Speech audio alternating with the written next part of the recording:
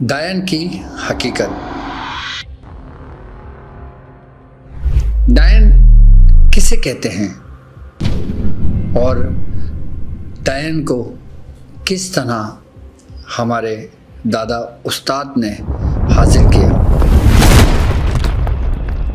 जो जिंदा इंसानों के कलेजे चबाया करती थी। ऐसे वाक़यात जो हकीकत पर मुबनी हैं और अंधेर नगरी के पहले एपिसोड में मैं शुरू करूंगा, वो सच्चे और हकीकत के वाक़यात जो हमारे दादा से शुरू हुए और हमारे उस्ताद मोहतरम और फिर हमारे मुर्शिद और फिर मुझ तक जो कुछ हुआ, आप जानेंगे इस सीरीज़ द डार्क वर्ल्ड में। बिस्मिल्लाहिर्रहमानिर्रहीम। अस्सलामु अलैकुम वरहमतुल्लाहि वबरकातुहू। द डार्क वर्ल्ड यानी एक अंधेर नगरी, यानी अनदेखी दुनिया के ऐसे राज जो अमलियात की दुनिया में बहुत मायने और पुरअसरार और अपने अंदर वो हकीकत को छुपाए हुए जो आज के दौर में नापैद होते जा रहे हैं। ऐसे उस्ताद भी आज के दौर में नहीं हैं और ऐसे वाक़यात अब सुनने को देखने को नहीं मिलते। और वो हकीकत की दुनिया कि जिन राजों से पर्दा उठाने के लिए मैं मौजूद हूँ, कि मैं आपसे उन वाक़यात शेयर करूँगा कि जब मेरे वालिद मोहतरम, मेरे मुर्शिद, मेरे उस्ताद मोहतरम, कि जब मैं इस रास्ते में सन 1998 में जब मैंने कदम रखा, तो उस वक़्त मेरी उम्र 16 बरस थी और मेरे वालिद मोहतरम की उम्र उस वक़्त 38 बरस थी, यानी 38 साल। 38 साल यानी कि जवानी के पूरे उरूज के दिन। और हमारा इब्तिदाई वक्त कि उस वक़्त जब मेरे मुर्शिद अपने उरूज पर थे और जब मैं इस रास्ते पर आया, तो मैंने अपने मुर्शिद से सिर्फ और सिर्फ इस अनदेखी दुनिया, द डार्क वर्ल्ड, यानी कि एक ऐसा रास्ता जो अमलियात की तरफ जाता हो, उसकी मैंने सबसे पहले अपने मुर्शिद से तलब की। क्यों? क्योंकि वो एक ऐसे उस्ताद थे, उस वक़्त थे कि जिन्होंने अपने 23 साल ज़िंदगी में बसर कर चुके थे और मज़ीद वो अमलियात की दुनिया से रूहानियत की दुनिया में कदम रख चुके थे और फिर रूहानियत की दुनिया से फिर आगे के मामलात में कदम रख चुके थे।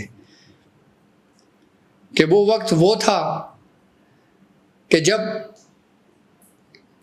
कुछ ही लोग, गिनती चुनती के लोग हुआ करते थे। एक शब हम ऐसी क्लिनिक के बाहर बैठे हुए थे, जिनमें मेरे मुर्शिद थे, मैं था और मेरे साथ दो मेरे पीर भाई जो मुझसे सीनियर थे, वो उस वक़्त वहाँ मौजूद थे। तो ऐसी बातें हो रही थी। तो उस वक़्त मैं हुजूर अपने वो वाक़यात, वो हकीकत बताया करते थे कि जो उन्होंने देखा, जो उन्होंने सीखा, जो उन्होंने समझा, जो उनको उनके मुर्शिद ने बताया, इनको उस्ताद ने बताया।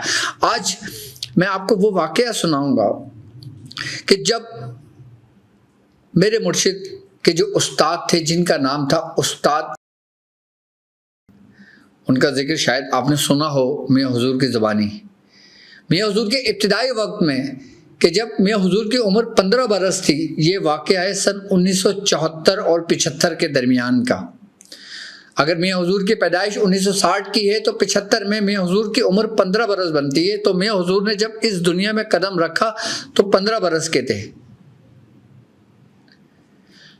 तो मेरे तो फरमाते कि उनके जब उस्ताद थे उस वक़्त उनकी उम्र कमो बेश 80 बरस थी या उससे कुछ ज़्यादा, और उस वक़्त वो इस इल्म अलवी में यानी कि अमलियात की दुनिया में उस वक़्त वो अपने पूरे उरूज पर थे, और उनका ताल्लुक़ हिंदुस्तान की सरज़मीन से था।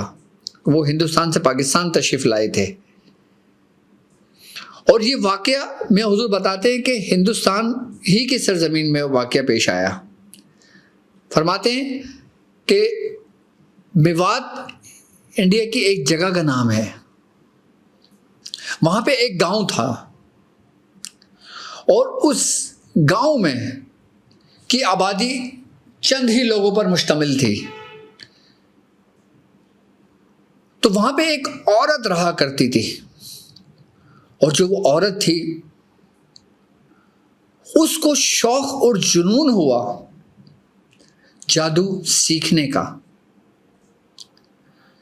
ये वाक़या कमोबेश अगर मैं आज की तारीख से लेता हूँ तो कम से कम 80 बरस पुराना वाक़या है। ये 80 से 90 साल पुराना वाक़या है ये जो वाक़या पेश आया, क्योंकि ये हमारे जो दादा उस्ताद ये उनकी जवानी का वाक़या है। जब उन्होंने ये काम कर रहे थे, जब उन्होंने काम ही करना सीख किया था, तो उस गांव के अंदर एक औरत थी, वो जादू किया करती थी, और ऐसा जादू करती थी कि उसका ये हाल था कि वो जिसके बारे में सोचती थी, यानी कि कोई अगर उससे कोई काम करवाने आता था तो वो खाली उसके बारे में सोचती थी और उसका काम हो जाता था। यानी कि उसके पास काली शक्तियाँ इतनी थीं। उसका ताल्लुक एक सिफलीगर से था, क्योंकि वो काली दुनिया के काले राज से वाकिफ़ थी। वो उन शैतानों को पूछती थी कि जो शैतान उनके माविन और मददगार हुआ करते थे। उसका यहाँ तक आलम था कि मुझे कहना नहीं चाहिए, लेकिन मैं अपने उस्ताद के अल्फाज बता रहा हूँ कि उस औरत का ये मामूल था कि वो इतनी गुस्ताखियाँ करती थी कि वो हमारी जो मुतबर्रिक जो तबरुकात हमारे होते हैं ना, जिसको हम बड़े अदब करते हैं, जैसे कुरान की कुछ आयतें हो गई, कुरान की सूरतें हो गई और कुछ दुआएं हो गई, तो वो उसके साथ बहुत गलत किया करती थी कि जिससे उसको काली शक्तियाँ मिलती थी। वो मलाऊन हो गई थी, वो काफिर हो गई थी, लेकिन वो अपने शैतान के चक्कर में, अपनी ताकत के चक्कर में, अपने ताकत के जोम में वो उनको हासिल करने की जस्तजू में लग गई।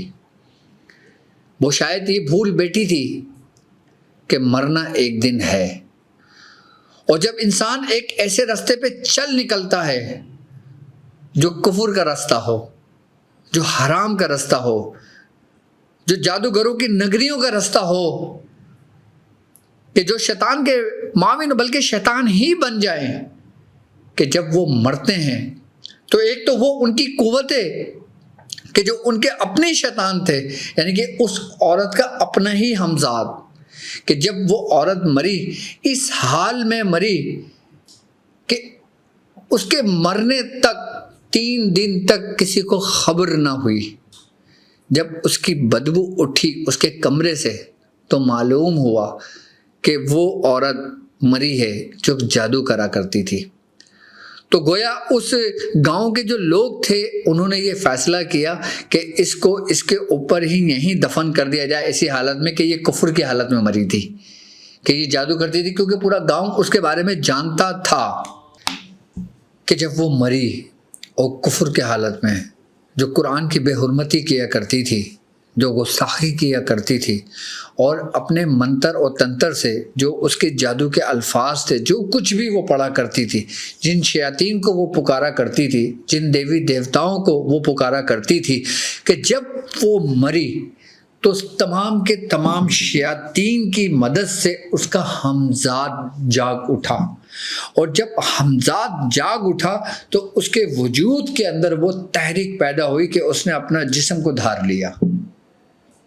कि जब वो मरी 3 दिन बाद खबर हुई तो वहाँ के जो लोग थे, उस गांव का जो नवाब थे, उन्होंने ये फैसला किया कि इसको इसी हालत में दफन कर दिया जाए। इसको जो इसकी जो कोठी थी वो उसको वहीं बंद कर दिया जाए। तो गोया उसको वहीं दफना दिया गया, वहीं सब कुछ कर दिया गया। तो जब 3 दिन गुजर गए, उसको दफन कर दिया, उसको वहीं उसको कर दिया। तो उसके कुछ दिनों के बाद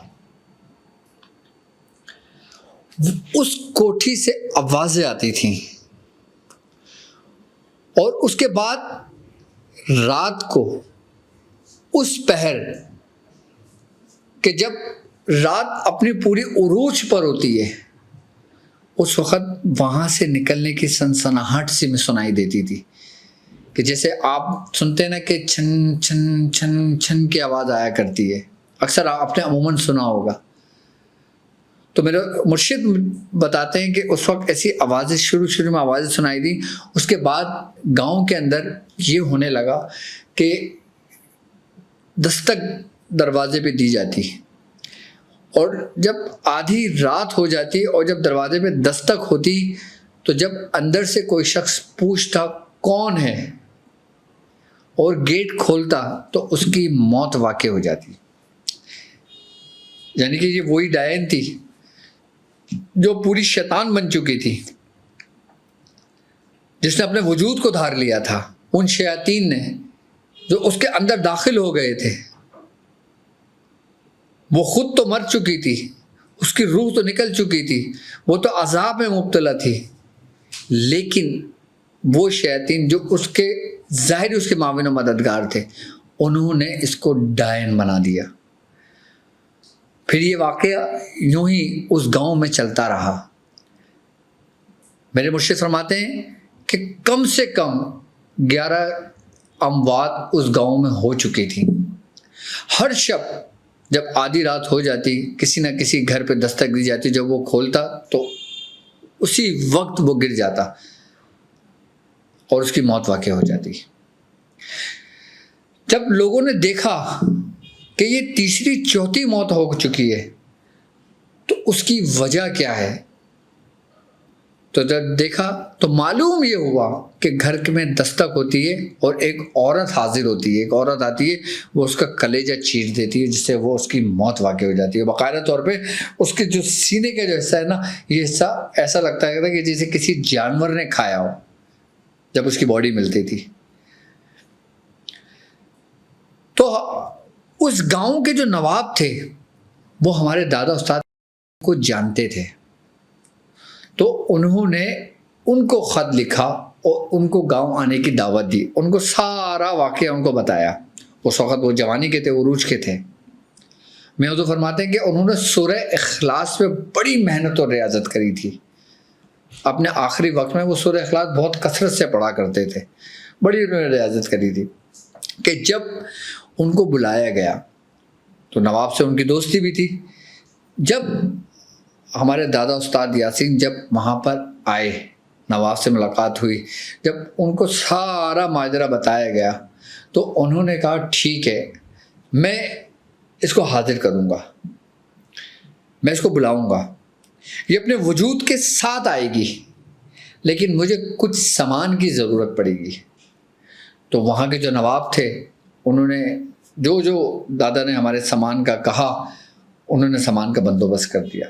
कि सामान कि जिसमें सरकंडे की लकड़ियाँ थीं, कि जिसमें संदूर था और जिसमें दिल था गाय का, और कुछ छुरियाँ थीं, और कुछ उसमें जो बबूल के जो कांटे होते हैं वो कांटे थे, और ये सामान था जो उन्होंने मंगवाया था उन्होंने। और बाकायदा तौर पे उन्होंने लाल कपड़ा बिछवाया था, लाल कपड़ा मंगवाया था। अब हमारे दादा ने कहा कि देखो ये एक ऐसा खेल है कि जब मैं इस डायन को बुलाऊंगा तो दोनों में से किसी के साथ भी कुछ भी हो सकता है। या तो ये मुझे भी ले जा सकती है या मैं इसको ले जा सकता हूँ। अब जब ये मियां हुजूर वाक़या बता रहे थे हमें, तो उस वक्त हमारा इब्तिदाई वक्त था, हमारे भी थोड़े से जिस्म की कैफियत बदलने लगी, हमारे भी रोंगटे खड़े होने लगे, क्योंकि उस वक्त हमने कुछ देखा ही नहीं था, हमने सिर्फ वाक़या सुन रहे थे। ये वाक़या सुनकर ही हमारे अंदर जज्बा पैदा हुआ, ये वाक़या सुन के ही हमारा यकीन स्ट्रॉन्ग हुआ, ये वाक़या सुनते ही, ये वाक़यात जो बताते थे, हमारे अंदर एक जज्बा पैदा होता था, एक जुस्तजू बढ़ती थी। ये प्रोग्राम, ये ट्रांसमिशन करने का मकसद यही है कि जो लोग मेरे साथ चल रहे हैं उनमें बाकायदा जज्बा पैदा हो, एक शौक़ पैदा हो कि आगे क्या हुआ, कि किस तरह उन्होंने ये सब कुछ किया और क्या ये मुमकिन था, किस तरह उन्होंने नुकसान पहुँचाया। जब ये वाक़या हम जब सुनते थे ना, तो हमारी कैफियत बदल जाया करती थी। तो फिर हमारे जो दादा उस्ताद थे उन्होंने सामान मंगवा लिया। उन्होंने कहा कि जो गांव का रास्ता है, मैं उस रास्ते पर बैठूंगा। और उन्होंने फरमाया कि जब ईशा की अजान हो जाए, ईशा की नमाज हो जाए, उसके बाद कोई भी शख्स गांव से बाहर नहीं निकलेगा, अपने घर से बाहर नहीं निकलेगा, अपना दरवाज़ा नहीं खोलेगा, अपनी खिड़कियां नहीं खोलेगा, अपने सारे चिरागों को बंद कर देगा। रोशनी नहीं होगी, रोशनी सिर्फ वहीं होगी कि जहाँ पे मैं होऊंगा, कि जहाँ पे मैं उसको बुलाऊंगा। पूरे गांव के अंदर एक ज़रा सी भी चिंगार अगर जली, यानी कि एक रोशनी मध्यम हुई, एक रोशनी जली चिराग की, तो वो उसको नुकसान होने का अंदेशा है। दादा मैंने ये एहतियात बताई कि भाई ये एहतियात लाजमी होगी करना। फिर हुआ ये कि जब इशा की अजान हुई, सब नमाज़ पढ़ी और जो जो करते थे सब अपने मामला से फारिग हुए, सब ने चिराग बुझा दिया। अब वो रात क़यामत की रात थी कि उस रात में फ़ैसला होना था, या गांव का, या उस्ताद का, या फिर उस डायन का। अब हुआ ये कि हमारे जो उस्ताद थे, हमारे दादा उस्ताद थे, उनका एक चेला था, वो उनके साथ साथ था, उनका ठेला उठाए फिरता था। तो जो गांव का रास्ता था, वहाँ से तकरीबन हर 10 कदम पे एक सरकंडा लगाया एक सरकंडा लगाया। अब जैसे मिसाल के तौर पे मैं आपको समझाता हूँ, एक यूँ रास्ता बना हुआ है, एक ये रास्ता है पूरा, ये चारों तरफ गांव है, गांव का रास्ता यहाँ से दाखिल हो रहा है, ये पूरा ट्रायंगल गांव का आ रहा है, ऐसे ये पूरा सर्कल गांव है, और ये पूरा ऐसे रास्ता आ रहा है पूरा, यहाँ से अंदर दाखिल होते हैं। तो यूँ जो रास्ता दाखिल होते हैं, यहाँ पे हर 10 कदम पे एक से एक सरकंडा लगाते गए। अब मैं बताऊंगा कि सरकंडे की वजह क्या थी, क्योंकि हम सवालात करते थे जब हमारे मुर्शिद वाक़यात बताते थे ना, हम पूछते थे भाई सरकंडे की क्या हकीकत थी, क्यों रहा था। मैं पहले तरीक़ेकार समझा दूँ, उसके बाद मैं इसकी हकीकत भी बयान करूँगा आपसे। हर 10 कदम पे एक एक सरकंडा, तकरीबन वो 4 से 4.5 फीट तक उसकी हाइट थी, तो वो ज़मीन पे गाड़ते थे, हर 10 कदम पे वो गाड़ दिया करते थे। तो उस पूरे रास्ते में सरकंडे लगाए हर 10 कदम पे, उस हिस्से तक जहाँ से गांव का रास्ता शुरू होता है, जहाँ से गांव का रास्ता शुरू होता है और जहाँ से वो पहला घर बनता है, वहाँ से लेके उस रास्ते तक सरकंडे ऐसे लगाए 10-10 कदम पे, और 10-10 कदम पे ऐसे सरकंडे लगाए। और फिर उस सरकंडे के लेके 3 रस्सियाँ बांधी, एक काले कलर की रस्सी बांधी, एक लाल कलर की रस्सी बांधी, और एक ब्लू कलर की रस्सी बांधी, यानी कि जो आसमानी रंग होता है ना ब्लू, उस रंग की बांधी। दोनों तरफ से रास्ता पूरा पैक कर दिया। और दादा ने, हमारे दादा उस्ताद जो थे, उन्होंने एक लोटे के अंदर पानी भरा, और लोटे के अंदर पानी भरने के बाद हमारे मुर्शिद बताते कि उन्होंने उस पर कुछ पढ़ा और उस पर दम किया। दम करने के बाद उस लोटे को उठा के, जो जैसे ये टेबल है, ये पूरा गांव है, तो उस लोटे को उठा के उस लोटे को पानी गिराते गिराते गिराते, अब एक लोटा है ना, पानी तो ख़त्म हो जाना है, लेकिन वो कौन सी कुव्वत थी ऐसी, वो कौन सी ऐसी पढ़ाई थी, वो क्या ऐसे मामलात थे कि वो लोटे में जितना पानी था वो पूरा गांव का सर्कल घूम गया। बड़ी हैरत हुई थी हमें सुनकर ये कि जब उन्होंने हमें बताया, उन्होंने पूरा लोटे का पानी, उन्होंने पूरा उसमें उसको पानी गिराया और उस जगह पर आ गए कि जिस जगह पे वो रास्ते का एंट्रेंस थी, जहाँ पे सरकंडा बंधा हुआ था।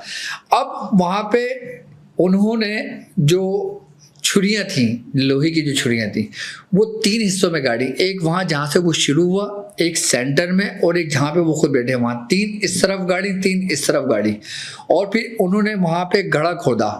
गड्ढा तकरीबन हमारे पापा बताते हैं कि उन्होंने गड्ढा खोदा था तकरीबन 6 फीट का, और 6 फीट गहरा गड्ढा था, और तकरीबन उसकी जो लंबाई थी वो भी तकरीबन उतनी ही थी, और उसके अंदर उन्होंने भूसा भरा हुआ था।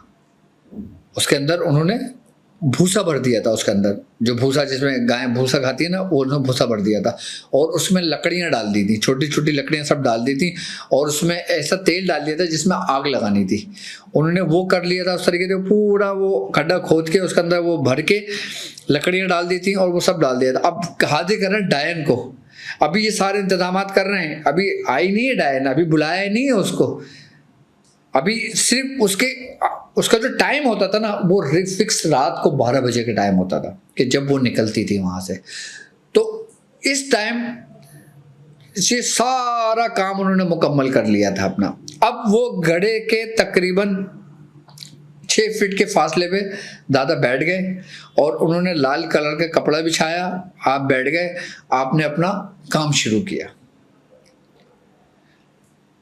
एहतियात बताई कि गांव में एक जर्रा बराबर भी रोशनी नहीं होनी चाहिए, जर्रा बराबर भी किसी घर के अंदर कोई चिराग की एक लौ भी ना हो, क्योंकि अगर किसी भी घर के अंदर वो चिराग की लौ जलती, किसी घर के अंदर या किसी हुजरे के अंदर रोशनी आती, तो हमारे दादा बताते हैं कि वो पूरे का पूरा घर को ख़त्म कर देती।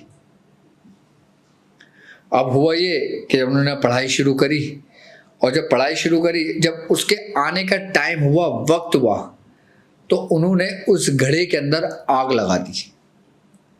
अब घड़ा जल रहा है, रोशनी सिर्फ वहीं है, और उससे 6 फीट के फासले पे वो बैठे हुए हैं दूर, और उनके पीछे उनका चेला बैठा हुआ है, और उनके पीछे जो उनका चेला बैठा हुआ है, उन्होंने ये करा कि एक रस्सी पहले अपने बांधी और दूसरी रस्सी का सिरा अपने चेले पे बांध दिया, उसको अपने पीछे बिठाकर, ताकि उसको भी नुकसान ना पहुंचे, और उसको कहा कि तुम अपना रुख मेरे पुश्त की जानिब रखना, कि जैसे एक शख्स ये बैठा हुआ और एक ऐसे बैठ गया, एक का रुख इस तरफ है, एक का रुख इस तरफ है।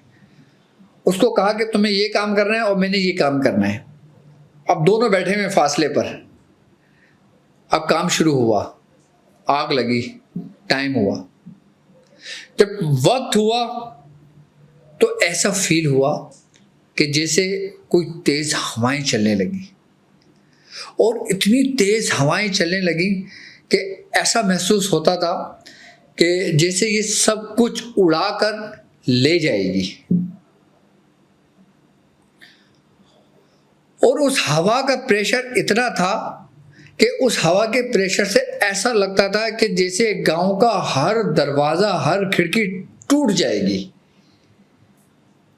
और मट्टी कि जैसे कोई सहरा की मट्टी होती है ना, कि जब मट्टी उड़ने लगती है कि आंखों में कुछ नजर नहीं आता, तो फिर उस तरीके का फील होने लगा। खैर, जब ये पूरा अपने उरूज पर हो गया, कि हमारे मुर्शिद बताते हैं कि जब वो अपनी जगह पे बैठे हुए थे और जो 6 फीट के फासले पे जो गड़ा था, मट्टी के धुआं ऐसे हो जाते जैसे कुछ नजर नहीं आता। जब इस किस्से का वो पूरा मंजर बन गया, उस वक्त एक औरत जाहिर हुई। इतनी खौफनाक हालत में वो औरत जाहिर हुई कि जिसके बाल ऐसे लटक रहे थे कि जैसे वो कोई सांप हो, और वो औरत पूरी बरहन हालत में थी कि जैसे उसके जिस्म पे कोई कीड़े चल रहे हों, और उसकी आंख कि जैसे अंगारा, कि जैसे आग के शौले, और चेहरा उसका बिल्कुल सिया, और सिया इस तरीके का कि जैसे किसी को अगर धुएं में अगर देखते हैं तो उसकी रंगत बदल जाती है। ये पूरा वाकया हमारे सामने है कि वो आई और आके जब उसने घड़े के करीब आई तो वहीं रुक गई और उसने एक खौफनाक चीख निकाली, ऐसी खौफनाक चीख कि जिसको सुनकर इंसान का दिल बैठ जाए। उसके बाद हमारे दादा उस्ताद ने अपने पढ़ाई शुरू की और फिर उससे कलाम हुआ और फिर उसने बताया, किसने? उस डायन ने, कि वो इस गांव के एक एक फर्द को मार देगी।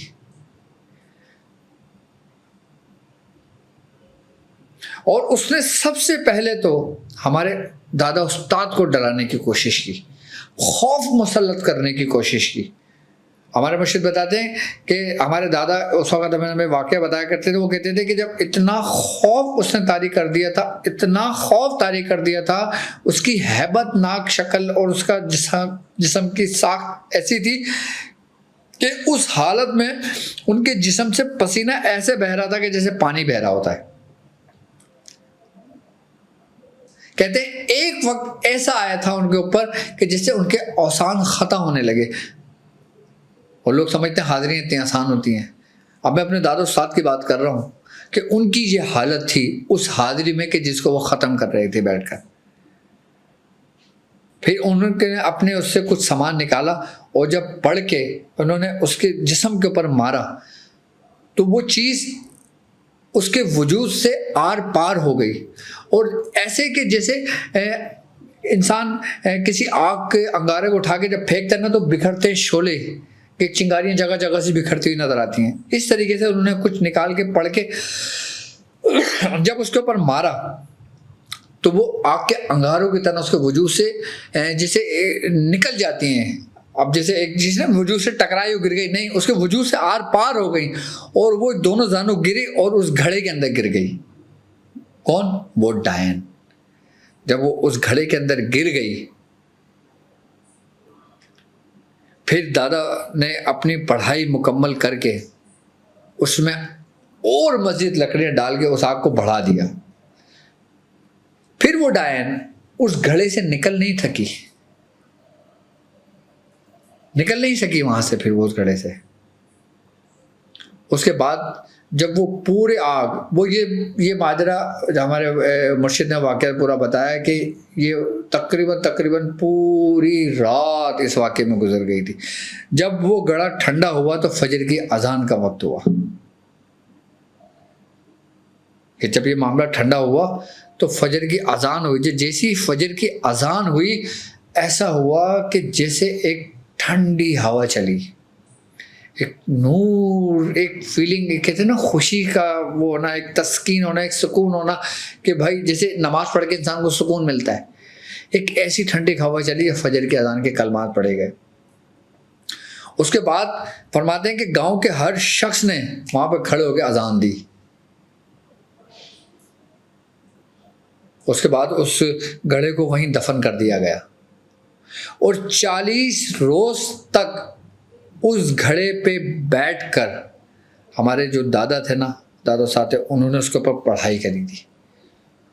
और उसके बाद जब ये काम हो गया था उन्होंने ये हुक्म दिया था कि अब इस गांव को इस जगह से मुंतकिल कर दो, यानी कि अपनी ज़मीनों को पीछे की तरफ ले जाओ ताकि ये जगह अब आबाद नहीं हो सकती। आज भी हिंदुस्तान के उस मेवात जगह पे वो जगह मौजूद है। अब ना मालूम जगह होगी, अब तो हमें तो नहीं मालूम, लेकिन उसके असरात हमेशा रहते हैं। जब वो हमें ये वाक़यात बता रहे थे तो उसके कुछ ही दिनों बाद सूरज ग्रहण था। तो मैंने अपने पापा से कहा, मैं पापा उनको कहता हूँ और उस वक़्त भी मैं कहता था, तो मैंने उनसे कहा, मैंने कहा अच्छा ये बताएं, ये तो हो गया, अब मुझे ये बताएं कि अब हम क्या करें। तो कहने लगे तुम कर लोगे। तो मैंने कहा हम तो नहीं कर सकते, लेकिन आप हैं तो हम कर लेंगे। कह लेंगे अच्छा जब वक्त आएगा तब मैं तुम्हें बताऊंगा। उस वक्त हमारा इब्तिदाई वक्त था। उस वक्त हम हमारे साथ जो पीर भाई बैठे हुए थे ना, तो मजीद भाई थे और एक वो थे ताया यासीन थे और एक शेख साहब आते थे, वो बैठते थे, वो थे। तो कहने लगे जब वक्त आएगा ना मैं तुम्हें बताऊंगा, फिर तुम करना।